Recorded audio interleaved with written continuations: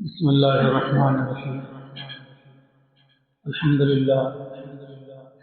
لله كفى وسلام على عباده الذين اصطفى.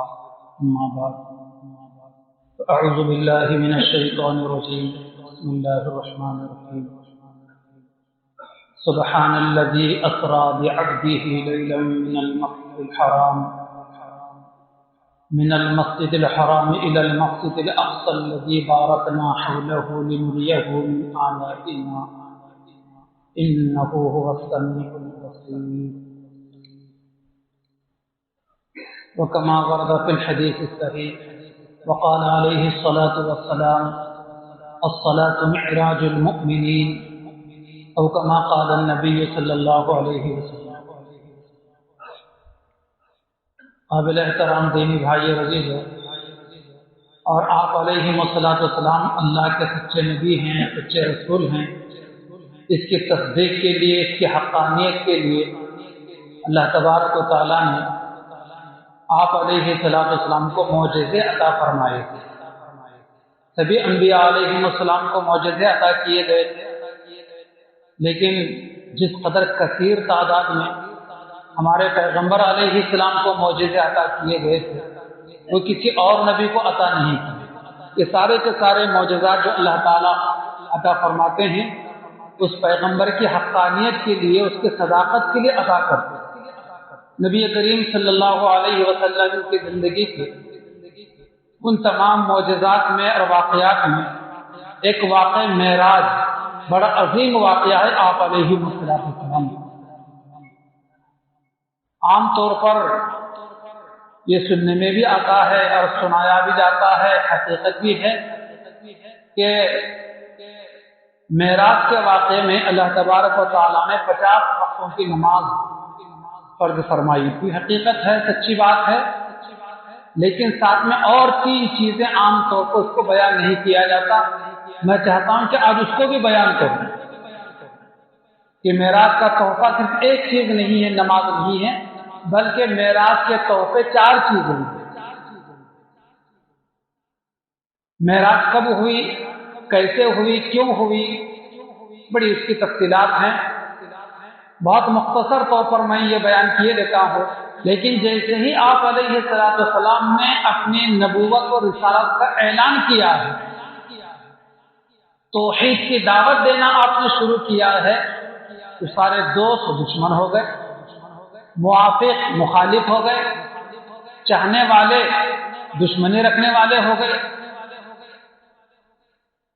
اور کس قدر آپ علیہ السلام کو اور آپ علیہ السلام کے اوپر ایمان لانے والوں کو ظلم و ستم ڈھائے جاتے تھے، سارے واقعات ہمارے سامنے ہیں. قرآن نبی کریم صلی اللہ علیہ وسلم کے مکہ مکرمہ میں 2 بڑے مضبوط سہارے تھے، ایک گھر کے اندر اور دوسرا سہارا مضبوط ترین گھر کے باہر. گھر کے اندر کا سہارا بیوی کی شکل میں اور گھر کے باہر کا سہارا چچا کی شکل میں، کہ جب تک حضور پاک علیہ السلام کے چچا خواجہ ابو طالب زندہ رہے، کسی نے برملا آپ علیہ السلام پر حملہ نہیں کیا. حضور کو کوئی تکلیف پہنچانے کے لیے آ جاتا تھا تو حضور کے چچا درمیان میں آ جاتے تھے اور دفاع کرتے تھے، ڈیفینس کیا کرتے تھے. ایک مضبوط سہارا تھے حضور پاک علیہ السلام کے لیے حضور کے چچا. اور باہر جو کچھ تکلیف ہوتی آپ علیہ السلام کو، پریشانی ہوتی، ایذائیں ہوتی، ظلم ہوتا، حضور گھر میں تشریف لاتے تو حضور پاک علیہ السلام کی چہیتی بیوی حضرت خدیجہ الکبریٰ رضی اللہ تعالی عنہ آپ کو تسلی دیا کرتی تھی، آپ کی ہمت بڑھایا کرتی تھی، آپ کی حوصلہ افزائی کیا کرتی تھی، آپ کو پست ہمت نہیں ہونے دیتی. یہاں تک کہ مکہ مکرمہ کے لوگوں نے آپ علیہ السلام کا بائیکاٹ کیا، جس کی وجہ سے حضور صلی اللہ علیہ وسلم نے مٹھی بھر صحابہ کو لے کر 3 سال تک پہاڑوں میں زندگی گزاری. شعب ابی طالب گھاٹی ایک پہاڑ ہے، اس پہاڑ میں 3 سال تک آپ نے بائیکاٹ کی زندگی گزاری. وہاں پر مقاطعہ کر لیا تھا اور شہر مکہ کے لوگوں پر پابندی لگا دی گئی تھی کہ حضرت محمد صلی اللہ علیہ وسلم تک کوئی بھی آدمی نہ کھانے کی چیزیں پہنچائے نہ پینے کی چیزیں پہنچائے، کوئی چیز شہر سے وہاں نہیں پہنچ سکتی، جو کچھ لے کر جا سکتے تھے لے کر کے کب تک بسر آ سکتا تھا، یہاں تک کہ درختوں کے پتے کھانے پر مجبور ہو۔ لیکن 3 سالہ یہ بائیکاٹ کا دور ختم ہوا اور آپ علیہ الصلوۃ والسلام مکہ مکرمہ میں شہر میں آئے۔ آنے کے چند ہی دن کے بعد اس ہمدرد چچا کا انتقال ہو گیا۔ اب 3 دن نہیں گزرے تھے، بعض روایت میں ہے کہ 5 دن نہیں گزرے تھے کہ 5ویں دن یا تیسرے دن حضور پاک علیہ السلام کی صحیح غمگسار بیوی خدیجہ کا بھی انتقال ہو گیا۔ اس قدر آپ علیہ السلام رنجیدہ ہوئے، اس قدر آپ علیہ السلام غمزدہ ہوئے کہ جس کو بیان نہیں کیا جائے۔ اور ان 2 سہاروں کے ختم ہونے کی وجہ سے جو لوگ اب تک خاموش تھے وہ سب بیدار ہو گئے۔ آپ علیہ السلام کے مضبوط سہارے تھے، ایک گھر کے باہر کے چچا، ایک گھر کے اندر کی بیوی۔ ان 2 سہاروں کے ختم ہونے پر، ان 2 سہاروں کے ٹوٹنے پر، ان دونوں کے انتقال پر نبی کریم علیہ السلام اتنا رنجیدہ ہوئے کہ اس سال کا نام آپ نے غم کا سال رکھ دیا۔ عربی میں اس کو کہا جاتا ہے عام الحزن، غم کا سال۔ اس قدر غم کے پہاڑ ٹوٹے نبی کریم صلی اللہ علیہ وسلم۔ اب مکہ مکرمہ کے لوگوں کو تو پیغام حق نہیں پہنچایا جا سکتا تھا اور آپ علیہ السلام پہنچا چکے تھے۔ لوگ دشمنی پر آمادہ ہو گئے تھے، طرح طرح سے آپ علیہ السلام کو ایذا تکلیف دیا کرتے تھے۔ آپ علیہ السلام نے قریش مکہ، اہلیہ نے مکہ کے ظلم و ستم سے مجبور ہو کر تنگ آ کر آپ علیہ السلام سوچا کہ چلے قریب میں ایک مقام ہے جو بڑی زرخیز ہے، سرسبز و شاداب ہے، خوشحال وہاں کے لوگ ہیں، طائف کا مقام، چل کر وہاں کے لوگوں کو حق کا پیغام سناتے ہیں اور توحید کی دعوت انہیں دیتے ہیں۔ ممکن ہے کہ وہاں کے لوگ میرا پیغام قبول کریں گے، میرے معاون بنیں گے، میرا سہارا بنیں گے اور میرے دین کو قبول کریں گے۔ چنانچہ نبی کریم صلی اللہ علیہ وسلم اپنے ساتھ اپنے آزاد کردہ غلام زید بن حارثہ کو لے کر طائف جاتے ہیں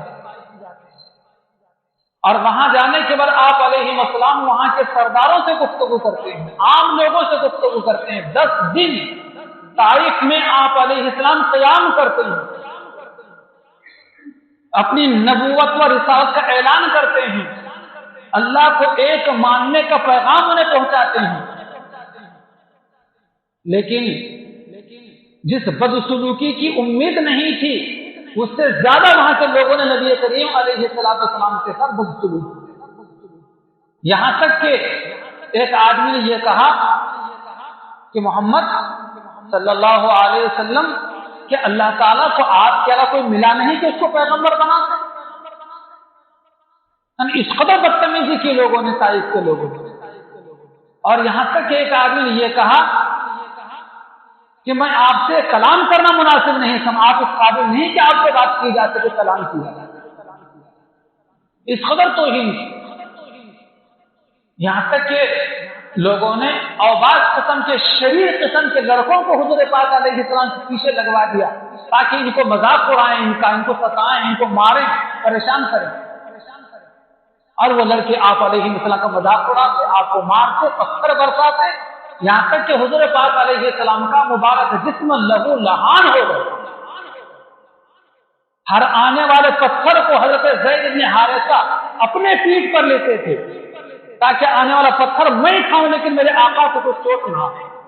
لیکن کب تک وہ پتھر کھاتے لوگوں کے، بچوں کے، حتیٰ کہ حضور پاک علیہ السلام بے ہوش ہو کر زمین پر گر جاتے، وہ شریر اوباش قسم کے لڑکے حضور کو بٹھاتے، کھڑے کرتے، آگے دھکا دیتے،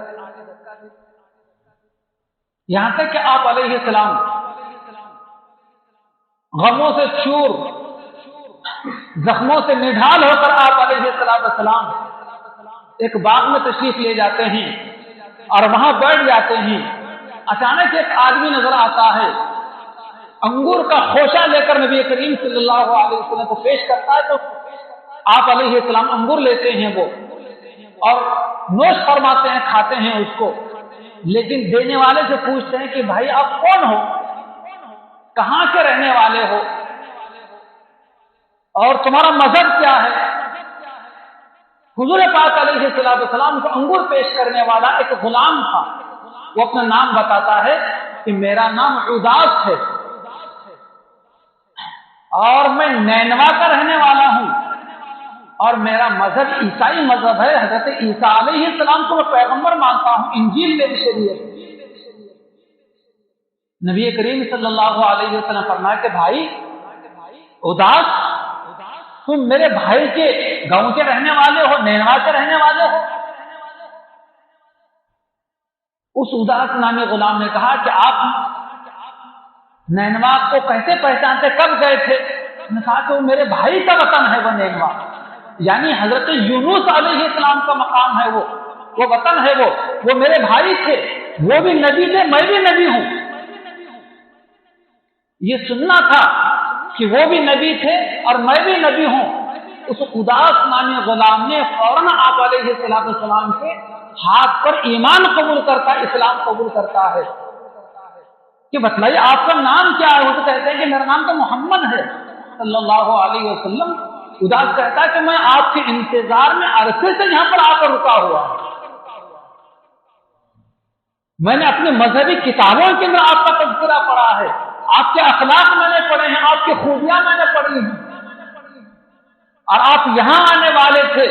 میں نے ان کتابوں کے اندر پڑھا ہے، میری پچھلی کتابوں کے اندر. میں آپ کے انتظار میں کب سے یہاں پر بیٹھا ہوا. پھر وہ آپ علیہ السلام کے مبارک ہاتھوں کو چومنے لگا اور اس جگہ پر جہاں نینوا کے اس اداس نامی غلام نے اسلام قبول کیا تھا، وہاں پر ایک عظیم الشان اداس نامی اسی کے نام سے مسجد بنی. پھر وہاں سے نبی کریم صلی اللہ علیہ وسلم مکہ مکرمہ آ گئے. چونکہ ادھر تو حضور پاک علیہ السلام کے دو مضبوط ترین سہارے ختم ہو گئے تھے، چچا بھی انتقال کر گئے تھے، اور گھر کی غم گسار بیوی جو ہمیشہ آپ کو تسلی دیا کرتی، حوصلہ افزائی کیا کرتی تھی، ان کا بھی انتقال ہو گیا. اور ادھر سے طائف کے لوگوں نے اس قدر آپ کے ساتھ میں بدسلوکی کی، نبی کریم علیہ السلام بہت پریشان تھے. اللہ تبارک و تعالیٰ نے اپنے آپ علیہ السلام کے زخموں کو دھونے کے لیے اور آپ علیہ السلام کا مقام عالی بلند ترین مقام جو آپ کو اللہ نے عطا فرمایا اس کو بتلانے کے لیے اور آپ کے صدمے کو ختم کرنے کے لیے اللہ تعالیٰ نے آپ کو معراج کروائی ہے. اور معراج کروا کر اللہ نے آپ کو بتلایا کہ نبی محمد صلی اللہ علیہ وسلم، چاہے دنیا کے لوگ آپ کے مقام کو نہ مانتے ہوں، آپ کی عزت و احترام نہ کرتے ہوں، لیکن آپ کا مقام اتنا اونچا ہے کہ ہم آپ کو اپنے پاس بلاتے ہیں. حضرت جبرائیل علیہ السلام جنت سے ایک سواری لے کر آتے ہیں حضور پاک علیہ السلام کے لیے، جس کا نام ہے براق. براق برق سے ہے، برق کہا جاتا ہے بجلی کو، یعنی اس قدر تیز رفتاری کے ساتھ میں وہ براق کی سواری حضور کو لے کر چلتی تھی جیسے کہ بجلی ابھی یہاں چمکی ہے تو وہاں چمکی. ہمارے نظروں کی انتہا جہاں تک ہوتی ہے وہاں براق کا پہلا قدم پڑتا ہے، اتنی تیز رفتاری کے ساتھ. نبی کریم صلی اللہ علیہ وسلم کو لے کر جبرائیل علیہ السلام مکہ مکرمہ سے مسجد حرام سے روانہ ہوتے ہیں اور سفر کے اندر ایک مقام پڑتا ہے، مقام یثرب. حضرت جبرائیل کہتے ہیں کہ نبی محمد یہاں اتریے، 2 رکعت نماز پڑھیے، اس مقام کا نام مقام یثرب ہے اور آپ ہجرت کر کے یہیں آئیں گے. چنانچہ نبی کریم صلی اللہ علیہ وسلم ہجرت کر کے مقام یثرب گئے. اس کو حضور کی ہجرت کر کے جانے کے بعد اس کو یثرب نہیں کہا جانے لگا، بلکہ حضور کی برکت سے اس کا نام مدینہ منورہ مدینہ پاک ہو گیا، اور آج تک دنیا بھر کے لوگ مدینہ منورہ ہی کہتے ہیں. پھر آپ کی سواری آگے بڑھی تو حضرت جبرائیل نے کہا کہ یہاں اتریے، یہ بیت اللحم ہے، اور وہاں اتر کر 2 رکعت حضور نماز پڑھی اور بتلا کہ بیت اللحم یعنی عیسیٰ علیہ السلام کی پیدائش کا مقام ہے۔ پھر آگے بڑھے تو کہا کہ یہاں اتریے، 2 رکعت نماز پڑھیے، یہ کوہ طور ہے، یہاں اللہ تبارک و تعالیٰ حضرت موسیٰ سے ہم کلام ہوئے تھے، اللہ نے یہاں پر موسیٰ علیہ السلام کو توریت جیسی عظیم کتاب عطا کی۔ پھر تھوڑا آگے بڑھی سواری تو فرمایا کہ یہاں اتریے، 2 رکعت نماز پڑھی، یہ مقام مدین ہے، حضرت شعیب علیہ السلام کی بستی۔ پھر اس کے قریب ہی پہنچے تو بیت المقدس نظر آ گیا، اور وہاں آپ کے استقبال میں 1,24,000 پیغمبر حاضر، روح ما جسم کے ساتھ اللہ تعالیٰ نے حضور پاک علیہ السلام کے لیے سارے پیغمبروں کو وہاں پر جمع کرا دیا۔ سب پیغمبروں نے حضور پاک علیہ السلام کا استقبال کیا، اور استقبال کرنے کے بعد آپ علیہ السلام نے سارے پیغمبروں کو 2 رکعت نماز پڑھائی۔ حضور امام ہیں اور باقی سارے پیغمبر مقتدی ہیں، اسی وجہ سے حضور پاک علیہ السلام کو امام الانبیاء کہا جاتا ہے، سارے نبیوں کے امام۔ پھر اس کے بعد آپ علیہ السلام کا پیغمبروں کے سامنے تعارف ہوا، یہ موسیٰ ہیں، یہ عیسیٰ ہیں، یہ ہارون ہیں، یہ فلاں ہیں، یہ فلاں ہیں۔ اس کے بعد سارے کے سارے انبیاء علیہ السلام اپنے اپنے مقامات پر چلے گئے۔ حضور پاک علیہ السلام مسجد بیت المقدس کے باہر تشریف لائے تو آپ علیہ السلام کے لیے ایک سیڑھی لگائی ہے۔ واقع معراج کے 3 حصے ہیں، ایک کا نام ہے اسرا، مکہ مکرمہ سے لے کر مسجد بیت المقدس تک یہ سفر ہوا براق کے ذریعے، اور دوسرا سفر ہوا آپ علیہ السلام کا مسجد بیت المقدس سے لے کر 7 آسمان تک کا، تو یہ ہوا سیڑھی کے ذریعے، اس کو کہا جاتا ہے معراج۔ اور تیسرا سفر ہوا آپ علیہ السلام کا 7ویں آسمان سے لے کر عرش تک، وہ سفر ہوا آپ علیہ السلام کا رف کے ذریعے۔ ایک تخت پیش کیا گیا آپ علیہ السلام کو، اور وہ لے کر آپ علیہ السلام کو اڑا اور عرش کے قریب پہنچ گیا۔ 70,000 نور کے پردوں کو پار کرتے ہوئے آپ علیہ السلام اللہ تعالیٰ کے ساتھ تشریف لے گئے۔ جب سیڑھی لگائی گئی تو پہلے آسمان کے اوپر ہمارے نبی علیہ السلام کی ملاقات حضرت آدم علیہ السلام سے ہوئی، دوسرے آسمان پر حضرت عیسیٰ علیہ السلام سے، تیسرے آسمان پر حضرت یوسف علیہ السلام سے، چوتھے آسمان پر حضرت ادریس علیہ السلام سے، 5ویں آسمان پر حضرت ہارون علیہ السلام سے، اور 6ٹھے آسمان پر حضرت موسیٰ علیہ السلام سے، اور 7ویں آسمان پر حضرت ابراہیم علیہ السلام سے ملاقات۔ پھر وہیں پر آپ نے سدرۃ المنتہا کو دیکھا۔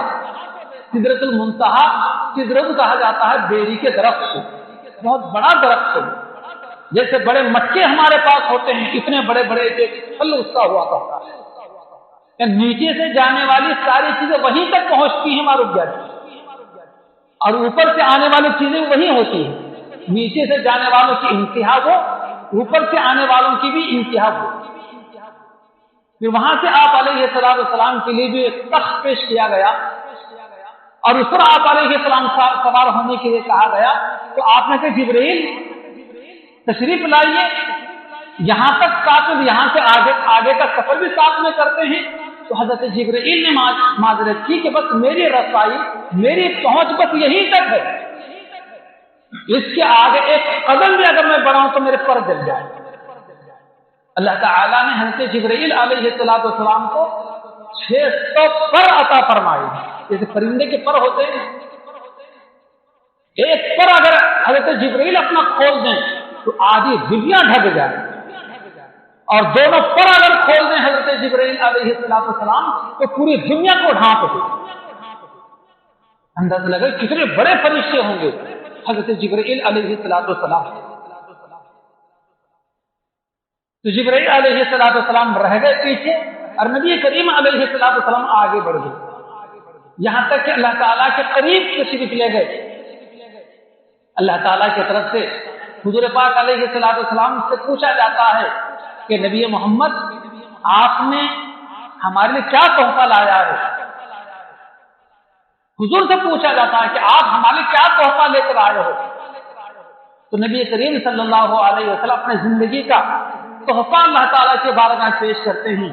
یا رب العالمین، یا رب ذوالجلال، میری جانب سے آپ کے بارگاہ میں ہدیہ اور تحفہ یہ ہے کہ التحیات للہ والصلوات، میری زبانی عبادتیں، میری بدنی عبادتیں، میری ساری مالی عبادتیں آپ کے نظر ہیں، آپ کے سامنے پیش ہیں۔ اللہ تعالیٰ کو بہت پسند آئی حضور پاک علیہ السلام کی یہ ادا کہ اپنی بدن سے کی ہوئی عبادتیں، زبان سے کی ہوئی عبادتیں، مال سے کی ہوئی ساری عبادتیں گویا کہ ہدیتاً میرے سامنے پیش کر رہے ہیں۔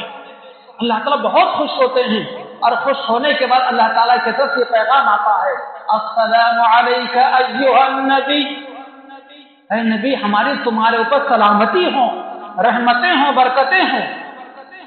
حضور کہاں ہیں؟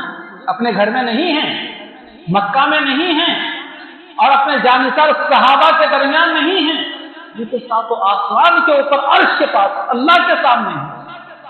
اللہ تعالیٰ کی طرف سے سلامتی ہوتی ہے تو اتنے اونچے مقام پر بھی نبی پاک علیہ السلام اپنی امت کو نہیں ہوئی، بلکہ کہتے ہیں کہ باری تعالیٰ صرف آپ کی رحمتیں، سلامتی، برکتیں میرے لیے نہیں، بلکہ اس سلامتی، اس رحمت میں میرے نیک بندے بھی شامل ہونا چاہیے۔ چنانچہ اللہ کے نبی علیہ السلام فرمایا کہ السلام علینا وعلی عباد اللہ الصالحین، اللہ آپ کی سلامتی میرے اوپر بھی ہو اور آپ کے نیک بندوں کے اوپر بھی ہو۔ بھائیو، ہم نیک بننے کی کوشش کریں۔ اتنے اونچے مقام پر اللہ کے نبی علیہ السلام نے اپنی امت کے نیک لوگوں کو یاد کیا ہے، اور اپنی سلامتی میں، اپنی رحمت اور برکت میں حضور نے اپنی امت کے نیک لوگوں کو یاد کیا اور شامل کیا ہے۔ تو ہمیں بھی چاہیے کہ ہر ہم گناہ سے بچنے والے بنے، ہر گناہ سے توبہ کرنے والے بنے، کوئی نیکی کا موقع ہاتھ سے ضائع نہ ہونے دے، نہ جانے اس کے بعد نیکی کا موقع ملے نہ ملے۔ جو موقع مل رہا ہے نیکی کے کرنے کا، اس کو غنیمت جان کر نیکی کر لیں۔ دیکھیں اللہ تبارک و تعالیٰ ایک نیکی کے برکت سے ہر نیکی کرنے کی توفیق عطا فرماتے ہیں، اور اگر ہم نے نیکی کے موقع گنوا دیے، ضائع کر دے، تو پھر ایک گناہ دوسرے گناہ کو کھینچتا ہے، یہاں تک کہ آدمی گناہگار ہوتا ہے، پاپی اور مجرم ہوتا ہے۔ اللہ تعالیٰ ہماری حفاظت فرمائے۔ پھر اللہ تعالیٰ کی طرف سے نبی کریم صلی اللہ علیہ وسلم کو 4 تحفے دیے۔ جیسے میں نے شروع میں کہا تھا، معراج کے تحفہ صرف ایک نہیں ہے، بلکہ معراج کے تحفے 4 چیزیں ہیں۔ سب سے پہلے تحفہ یہ دیا گیا نبی پاک علیہ السلام کو اور آپ پر اور آپ کے ساری امت کے لیے کہ 50 وقت کی نماز ہو۔ تخفیف کم ہوتے ہوتے 5 رہ گئی، تو موسیٰ علیہ السلام پھر کہا کہ پھر جائیے، پھر کم کروائیے، مجھے میری امت کا اچھا تجربہ ہے کہ وہ 2 نمازیں نہیں پڑھ سکی، آپ کی امت 5 کیسے پڑھے گی؟ نبی کریم صلی اللہ علیہ وسلم نے فرمایا کہ مجھے اب اللہ تعالیٰ کے بارگاہ میں جا کر کم کرانے میں حیا آتی ہے۔ اللہ تعالیٰ کی طرف سے ارشاد ہوتا ہے کہ محمد صلی اللہ علیہ وسلم لا تبدیل لکلمات اللہ، ہمارے پاس جو ایک مرتبہ فیصلہ ہو جاتا ہے اس میں کوئی تبدیلی نہیں ہوتی۔ آپ 5 پڑھیے، آپ کو ثواب ملے گا 50 نمازوں کا۔ ہم 5 نمازیں پڑھتے ہیں، اللہ تبارک و تعالیٰ اپنے فضل سے 50 نمازوں کے پڑھنے کا ثواب ہمیں عطا فرمائے۔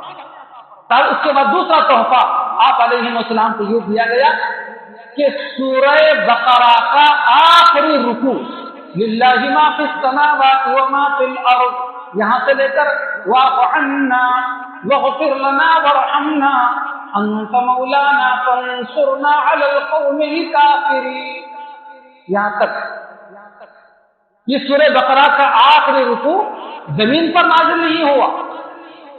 قرآن مجید کی 6666 آیات ہیں، لیکن قرآن مجید کی 6666 62 आयतें तो जमीन पर उतरी हैं, लेकिन 3 आयतें इस रुकू की सूरह बकरा की सातों आसमान के ऊपर, वहां अर्श के ऊपर खास तौर पर हुजूर को इन आयतें दी गई। ये दूसरा तोहफा सूरह बकरा का आखिरी रुकू। और तीसरा तोहफा नबी करीम अलैहिस्सलाम को ये दिया गया मेराज के सफर में कि जो लोग आपकी उम्मत में से शिर्क नहीं करेंगे, शिर्क के अलावा हर गुनाह के बख्शिश का वादा है। इसलिए शिर्क से बहुत मोहतात रहने की जरूरत है। जहाँ खुद मोहतात रहें, अपने घर के बीवी बच्चों को भी शिर्क से बचाने की कोशिश करें। और चौथा तोहफा मेराज का ये है कि आपकी उम्मत का कोई भी फर्द सिर्फ नेकी का इरादा करता है तो एक नेकी लिखी जाती है। नेकी का सिर्फ इरादा करता है तो एक नेकी लिखी जाती है, और अगर आपका कोई उम्मती उस नेकी को कर लेता है तो 10 नेकियां लिखी जाती हैं। और अगर आपका कोई उम्मती किसी गुनाह के करने का सिर्फ इरादा करता है, कुछ भी नहीं लिखा जाएगा। लेकिन अगर कोई आपका उम्मती गुनाह कर लेता है तो सिर्फ एक ही गुनाह लिखा जाएगा।